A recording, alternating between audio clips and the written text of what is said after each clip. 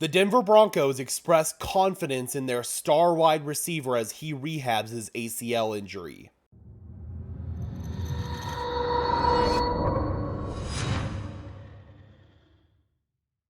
What's up, guys? Welcome to Denver Broncos Syndicate, part of the Sports Syndicate family of channels where we are dedicated to bringing you content about our favorite sports teams. I'm your host, Gage Madrid. Before we jump in, guys, if you could just do me a big favor and smash the like button on this video as well as subscribe to the channel, I would really appreciate it. Those are two free and easy ways that you can help show your support. It helps tell YouTube's algorithm to push us out to fellow members of Broncos country just like you and me. Last season was probably the worst season that I have seen in terms of injuries in all of my years both being a fan of the Denver Broncos and covering the Denver Broncos. The Broncos were ravaged with season-ending injury after season-ending injury after season-ending injury, and it all began even before the season started when Tim Patrick went down with a torn ACL. Now, when healthy, Tim Patrick has proven to be one of the Broncos' most dependable wide receivers. He's got a really big frame and has a really similar skill set to fellow big-framed wide receiver Courtland Sutton.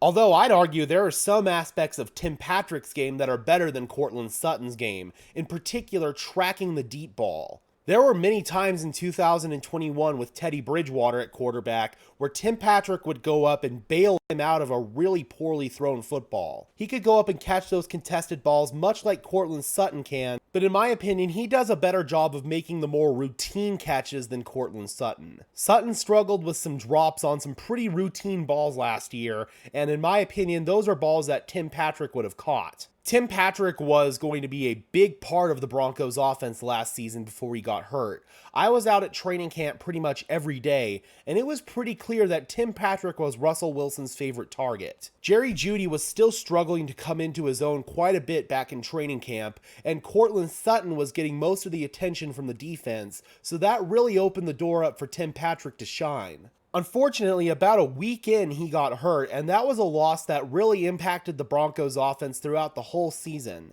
And that was something that GM George Paton echoed at his presser at the NFL Combine this past week. That was a huge loss. You could argue one of the biggest losses of the season. When he got hurt that day, the whole building was deflated. You know Tim, what he brings every day, the leader, and he's a really good player. Despite Patrick being one of the Broncos' biggest losses last season, George Paton did have some good news in terms of where he's at with his recovery from his torn ACL. Here's what Paton had to say about Patrick. He's running now. He's jogging. I don't know where he'll be back in terms of the offseason program, but next season he'll certainly be 100%. That is some really good news for the Broncos to hear. I feel like this offseason the Broncos may go out and retool their wide receiving core a little bit. Jerry Jeudy broke out in the last 6 games and established himself as the Broncos' clear-cut wide receiver 1. Unfortunately, Courtland Sutton's game has been a bit of a disappointment ever since he tore his ACL a couple of years ago. He's kind of come back, but he's never really been the same Courtland Sutton that we saw back in 2019 that we thought could be a perennial all-pro for us at the wide receiver position. In fact, Courtland Sutton has been the topic of trade conversations amongst Broncos country this offseason. I do not believe the Broncos are going to trade Courtland Sutton because they want as many weapons as possible for Russell Wilson, although I could see an argument for potentially doing it. Sutton could net the Broncos some draft capital, and with Tim Patrick returning, he could slide into that role and the Broncos could really not miss a beat. I do believe that the Broncos are going to want to go out and at least look at their options to add at the receiving core, both in free agency and in the draft.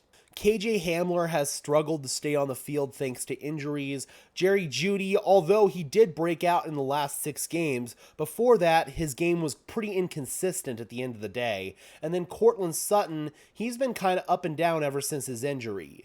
The hope is that Tim Patrick will be able to return to top speed, but there's also a chance that he could have a similar trajectory in his recovery that Courtland Sutton has.